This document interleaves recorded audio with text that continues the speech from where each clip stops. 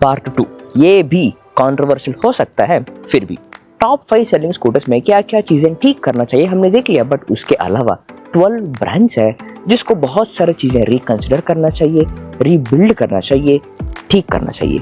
इसको भी 2 कैटेगरीज में स्प्लिट करेंगे, एक इन 12 ब्रांड्स में जो कॉमन चीजें जो ठीक करना चाहिए, एंड सेकेंड स्कूटर स्पेसिफिक चीजें जो ठीक करना चाहिए। सबसे पहला जो स्टैंडर्डाइज करना चाहिए, first thing is a common charging connector, and second in सारे स्कूटर्स में भी हर स्कूटर में रिवर्स मोड आना चाहिए। आजकल एवरेज स्कूटर में ये नहीं आ रहा है। एंड थर्ड, अच्छा बूट स्पेस देना चाहिए, एंड फ्यू स्कूटर्स में एटलीस्ट थोड़ा सा तो देना चाहिए, एंड बूट लैंप देना चाहिए। फोर्थ एंड मोस्ट इंपॉर्टेंट, उस प्रोडक्ट से क्या वैल्यू ऐड कर रहे हो, उसका प्राइस कितना है, एंड मार्केट में उस प्रोडक्ट को कैसे पोजीशन करना चाहते हो।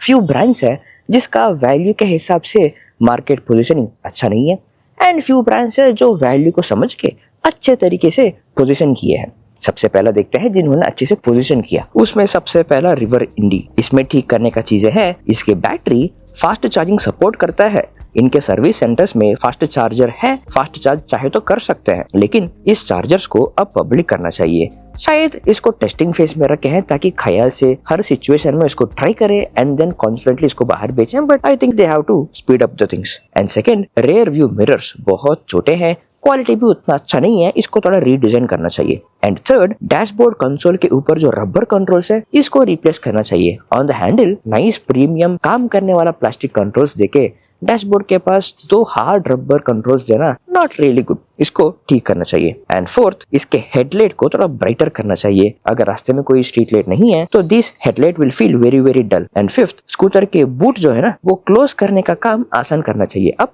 थोड़ा सा टफ है, एक पर्टिकुलर स्वीट स्पॉट पकड़ के वहां दबाएंगे तो ही लॉक होगा। एंड नेक्स्ट, रैप्टी ईवी, ये अभी रिसेंटली लॉन्च हुआ है, अभी इसका शोरूम्स स्टार्ट होने वाला है, डिलीवरी स्टार्ट होने वाला है, सेल स्टार्ट होने वाला है, so it is too soon to talk about it, but इसके प्राइस, इसके वैल्यू एडिशन चीजें जो है ना वो देख के लग रहा है कि बात करना ही चाहिए। फर्स्ट, इसका फ्रंट सस्पेंशन को फाइन ट्यून कर सकते हैं, अभी इसका spring action is not really smooth, थोड़ा और फाइन ट्यूनिंग कर सकते हैं। एंड सेकंड, इसके डैशबोर्ड का सॉफ्टवेयर फीचर्स एंड नेविगेशन जो है ना अभी तैयार कर रहे हैं, it is in the works. I hope ये गाड़ी बाहर आने तक सारे फीचर्स लॉन्च हो जाए। And third is bounce infinity, ये गाड़ी पहले कस्टमर्स को एज अ पर्सनल व्हीकल इसको बेच रहे थे, but it had every single feature जो एक डिलीवरी एग्जीक्यूटिव को काम आने वाला था। अब finally this vehicle full fledgedly B2B food deliveries करने के लिए, B2B काम के लिए फुल फ्लेड्ज में एंटर किया। एंड इसमें भी कुछ कुछ चीजें हैं जिसको इंप्रूव कर सकते हैं। फर्स्ट, इसके मोटर पावर को इंक्रीज करना चाहिए। फॉर नाउ पीछे कोई पिलियन बैठा या फिर लगेज है तो एक फ्लाईओवर चढ़ते वक्त ही थोड़ा मुश्किल से चढ़ेगा, अगर पॉट होल ज्यादा आ गया तो स्कूटर थोड़ा स्ट्रगल करेगा, सो इसके मोटर पावर थोड़ा इंक्रीज करना चाहिए। And second, rear view mirror का डिजाइन भी थोड़ा इंप्रूव कर सकते हैं, circular design is not really that useful. And third, इसका हेडलाइट थोड़ा इंप्रूव करना चाहिए, अभी इट इज टू हॉरिजॉन्टल, एक स्ट्रिप के जैसा होगा ऑन द रोड, अंधेरे में ये उतना काम नहीं आएगा, इसको थोड़ा वाइडर करना चाहिए। एंड नेक्स्ट, इसके डैशबोर्ड को इंप्रूव करना चाहिए, स्पेशली चार्ज कितना बचा है दिखाने के तरीका जो है ना उसको निकाल के बस एक नंबर दिखाना चाहिए कि कितना चार्ज बचा है। एंड फोर्थ, इस एम्पियर मैग्नस स्टैंड निकाल के अब गाड़ी के ऊपर बैठे, एक्सेलरेट देने से पहले ही गाड़ी थोड़ा थोड़ा पीछे का जाना शुरू हो जाएगा, slippery than any other scooter. And इसके ब्रेक्स एंड एक्सेलरेटर का कोऑर्डिनेशन थोड़ा सा इंप्रूव करना चाहिए, क्योंकि अगर ब्रेक्स टच किया तो एक्सेलरेटर कट ऑफ हो जाएगा। नेक्स्ट, स्कूटर्स जिनको मार्केट में अच्छे से पोजीशनिंग नहीं किया है। सबसे पहला, एम्पियर नेक्सस 2 साल पहले परफेक्ट था for the price and for the features, but now not really. इसमें कम से कम 20 kilometre of real range increase करना चाहिए, थोड़ा परफॉर्मेंस ऐड करना चाहिए। अभी सॉफ्ट एक्सेलरेशन है but eco mode is way too soft, इसके पावर मोड भी सॉफ्ट ही रखता है, इसके एक्सेलरेशन स्ट्रेंथ थोड़ा इंप्रूव कर सकते हैं। एंड इसका बूट स्पेस थोड़ा इंप्रूव करना चाहिए। एंड मोस्ट इंपॉर्टेंटली, एम्पियर को डिसाइड करना पड़ेगा नेक्सस को मार्केट में कैसे पोजीशन करने वाले हैं। ये 1.2 1.3 लाख पे आएगा, सिर्फ 90 किलोमीटर ऑफ रियल रेंज है। अगर इतने प्राइस में रहने वाला है तो it is almost above iQube 3.1, 3.5 and Chetak 3503। सो अगर ये गाड़ी प्रीमियम रहने वाला है, key fob, auto hold, faster charging, better boot space, all these things expect करेंगे। और नेक्सस अफोर्डेबल गाड़ी होने वाला है तो कम से कम 10-15 हज़ार इसका प्राइस कम करना चाहिए, बट अगर वैसा किया तो उधर ही एम्पियर मैग्नस खड़ा है वेरी क्लोजली, तो मैग्नस का प्राइस और कम गिरना चाहिए। which will become ultra budget.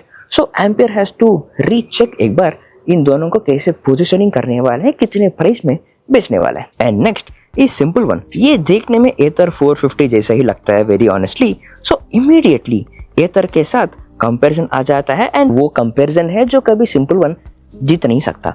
For simple reason कि इनके पास फास्ट चार्जिंग नेटवर्क नहीं है, फास्ट चार्जिंग कंपैटिबिलिटी नहीं है, सेम प्राइस रेंज में होने पे भी, सेम लुक्स, सिमिलर परफॉर्मेंस देने पे भी. स्पेसिफिकली सिंपल वन प्रीमियम गाड़ी के बारे में बात करें, इसका जो रिमूवेबल बैटरी है ना, इसको बाहर निकाल के चार्जिंग रख नहीं सकते, स्कूटर के अंदर रख के ही चार्जिंग लगाना पड़ेगा. बैटरी को बाहर निकाल के चार्जिंग लगाने का ऑप्शन देना चाहिए. एंड मोस्ट इंपॉर्टेंटली ये वो रिमूवेबल बैटरी है जो इस गाड़ी में बैटरी इश्यूज देता रहता है. बहुत सारे कस्टमर्स हैं जिनको लो चार्ज पे गाड़ी बंद हो गया, इंक्लूडिंग मी इन माई रेंज टेस्ट. जब चार्ज 20% से कम गिरा, गाड़ी बंद हो गया. ये रिमूवेबल बैटरी का इश्यू था. एंड लॉजिकली देखें, simple one and simple one S के बीच में इस रिमूवेबल बैटरी ही फर्क है. स्कूटर्स के सारी गार्ड को और सॉलिड करना चाहिए. ऐसे मैंने कंप्लेंट सुना है कि brand new simple one S scooter में 1 मंथ के बाद ही सारी गार्ड निकल गया. This has to be more solid. And scooter में जो 4 राइडिंग मोड्स है, हर राइडिंग मोड के लिए देयर इज अ लिमिटेशन. इसके high performance mode, sonic mode सिर्फ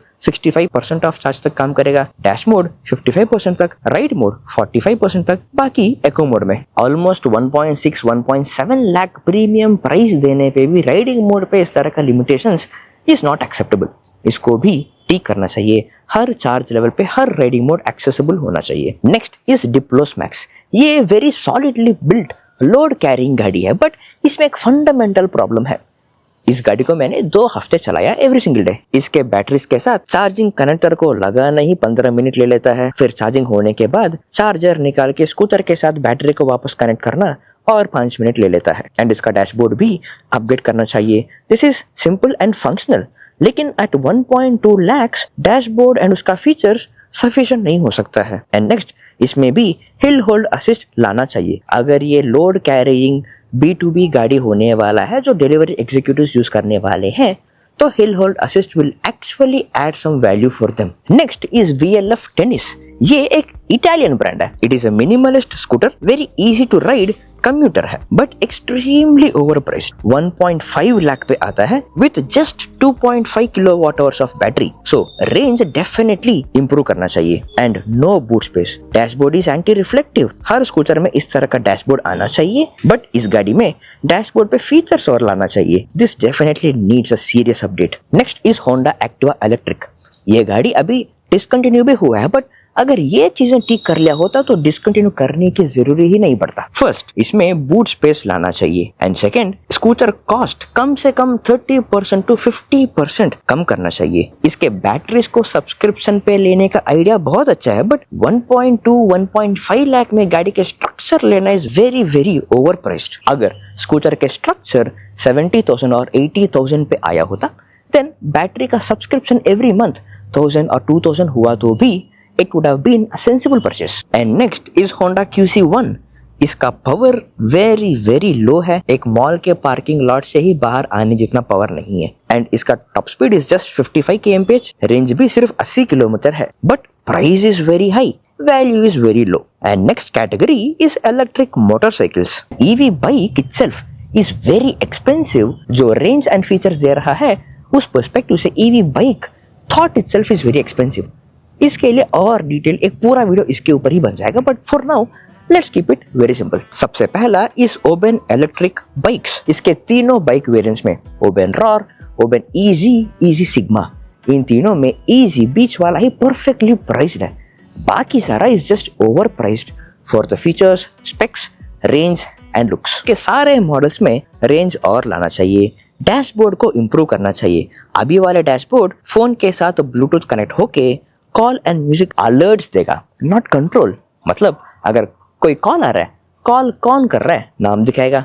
कोई सॉन्ग सुन रहे हो, कौन सा सॉन्ग है नाम दिखाएगा बस. You can take any action. Action लेने के लिए वापस फोन निकालना ही पड़ेगा. एनीवे फोन वापस निकाल रहे हो बाहर, तो डैशबोर्ड पे दिखाए तो क्या, नहीं दिखाए तो क्या. For that price range Bluetooth control लाना चाहिए था. एंड नेक्स्ट इसके बाइक्स में बूट स्पेस है, ऐसा कहते हैं, लेकिन खोलने के बाद बंद करना बहुत मुश्किल है। It is a very tricky business. And इसके साथ जो चार्जर आता है उसको इस बूट में रख सकते हैं, अपने साथ ले जा सकते हैं, लेकिन उस चार्जर को एक पर्टिकुलर तरीके में रोल करके रखें तो ही अंदर जाएगा। इवन दैट इज थोड़ा ट्रिकी बिजनेस, थोड़ा आसान करना चाहिए इन सारी चीजों को। And next is revolt. इनका RV400 जो 3-4 साल पहले आया, वेरी गुड बाइक, बट उसके बाद कोई रीजनेबल अपडेट आया ही नहीं। इसका रिसेंटली लॉन्च हुआ RV1 जो है ना, इसका budget bike, ride experience is very bad. Stiff suspension, very slow acceleration, handle ergonomics ठीक नहीं है, सीट्स बहुत थिन है। 15-20 मिनट अगर 2-3 बैड पैचेस भी आया रोड पे तो बैक शोल्डर पूरा फट जाएगा। एंड इनके सर्विस के बारे में भी बहुत सारे कंप्लेंट्स है। So basically lot of things upgrade करना चाहिए। And next is matter era, well engineered gear वाला ईवी बाइक। इसको चलाने का एक्सपीरियंस तो बहुत अच्छा है, लेकिन कम से कम 120 किलोमीटर ऑफ रियल रेंज देना चाहिए था to make sense for the price point. अभी इसका real range is 105 kilometre. And ये इनके फास्ट चार्जिंग नेटवर्क पर भी काम कर रही हैं। सो जैसे इनके फास्ट चार्जिंग नेटवर्क आ जाएगा, then range anxiety and range issues sort हो जाएगा लग रहा है। एंड फाइनली ये गाड़ी कोई लेगा नहीं, बट अगर देख लिया, चला लिया तो जिंदगी भर भूलेगा ही नहीं।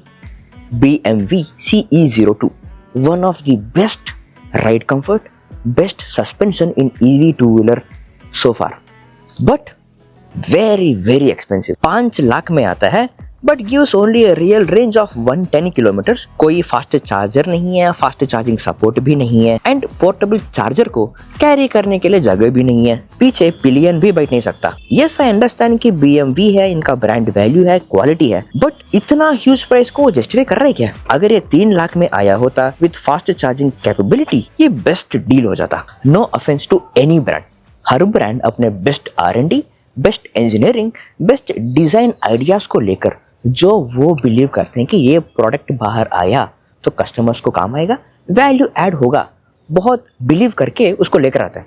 But that is only 50% of the job. Second 50% is बाहर लाने के बाद फीडबैक्स लेके, रिव्यूज लेके, कस्टमर से बात करके जो लाए, जो अडॉप्ट करें तो गाड़ी एवॉल्व होगा, मार्केट के अनुसार एवॉल्व होगा। That steps is most important. इस वीडियो सिर्फ उस मतलब से ही बना है regarding every scooter, every brand जो मैंने चलाया, जो मैंने रेंज टेस्ट किया, जिसको मैंने एक्सपीरियंस किया। अब इन सारे स्कूटर्स एंड बाइक्स में से मैंने कुछ पॉइंट्स अगर मिस किया, कमेंट्स में हमें बता देना। चलो।